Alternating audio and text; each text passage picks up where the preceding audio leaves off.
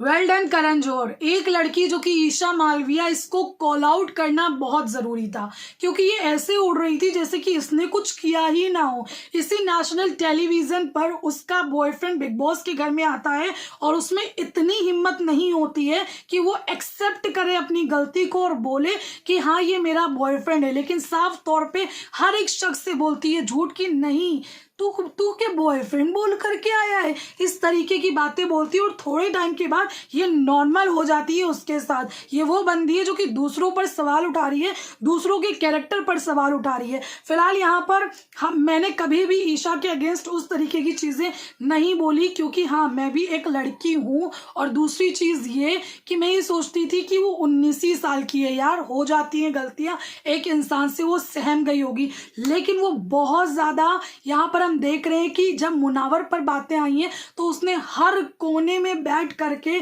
मुनावर को गलत ठहराया। जितना मुनावर फारूकी गलत नहीं था, इस बंदी ने मुनावर को दुनिया के सामने उतना ज़्यादा गलत बना दिया। जब रिलीज, आज के एपिसोड की बात कर रही हूँ, जब रिलीज बोला गया मुनावर फारूकी को तो बोलती है गलत आदमी को रिलीज कर दिया। सोच लीजिए ये ईशा मालविया है, सोचो। फिलहाल यहाँ पर करण जौहर ने बहुत अच्छे से क्लास लगाई है। उनका कहना है कि आपने मुनावर फारूकी के बारे में बोला कि मुनावर ने कई लोगों को यूज़ एंड थ्रो किया। इंटरेस्ट आपको, आप जिस तरीके से मुनावर की लाइफ में इंटरेस्ट दिखा रही हैं, जो कि इंडिया वाले हैं ना, उनका आपने दिल पूरी तरीके से जीत लिया है। आपको क्या लेना देना है इनका। अब यहाँ पर आपका जो रिश्ता रहा है ना, वो कितना ज़्यादा सीधा रहा है जो आप दूसरों पर उंगलियाँ उठा रहे हो। उन्होंने एक बात बोली है और इस चीज़ से अब मैं रिलेट कर सकती हूँ। कभी भी मैंने इस पॉइंट को नहीं रखा है लेकिन अब मैं रखूंगी। यहाँ पर उन्होंने बोला कि मैं डायरेक्टर हूँ और इनोसेंट की एक्टिंग हो या फिर एक्चुअल में इनोसेंट, मैं समझता हूँ। तो उसी तरीके से मैं भी बहुत सारी चीज़ें समझती हूँ। कुछ टाइम पहले मैंने ऑलरेडी आपको बताया था कि मैं सेम फील्ड में बिलोंग करती हूँ। कई साल तक के मैंने भी एज एन कास्टिंग डायरेक्टर काम किया है। हम भी ऑडिशंस करते हैं, हम भी ऑडिशंस बहुत सारे करते थे, तो हमें भी समझ आता था कि कौन रियल है, मतलब किसके रियल इमोशंस निकल रहे हैं, किसके नकली वाले निकल रहे हैं। और कहीं ना कहीं जब मैं रिव्यूज़ करती हूँ या फिर मैं बिग बॉस को देखती हूँ तो समझ में आता है कि बंदा बिग बॉस में आकर के वो रियल कर रहा है या फिर एक्टिंग कर रहा है। तो जब आज करण जौहर ने ये बात बोली है ना कि भैया मैं डायरेक्टर हूँ और यहाँ पर रियल में इनोसेंट बनने की एक्टिंग कर रही हो या फिर तुम इनोसेंट हो, वो समझ में आता है। और एक बहुत बड़ी बात यहाँ पर करण ने बोली, यहाँ पर ईशा मैडम बहुत भोली प्यारी बन रही है, उनको कुछ भी समझ में नहीं आ रहा है कि मतलब ये क्या हो रहा है।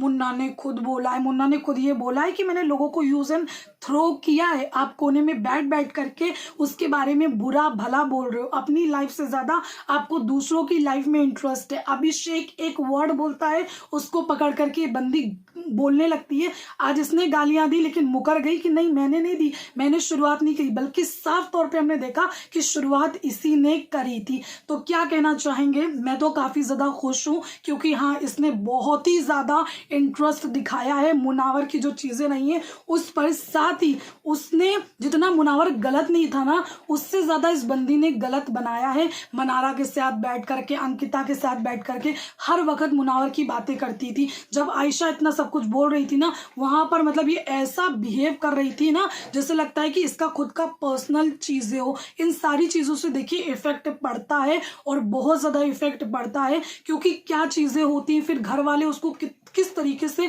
स्क्रैच करते हैं ना, उन सारी चीज़ों से फ़र्क पड़ता है और वो फ़र्क पड़ा है। तो क्या कहना है आपका, कमेंट करके ज़रूर बताइए। Thank you.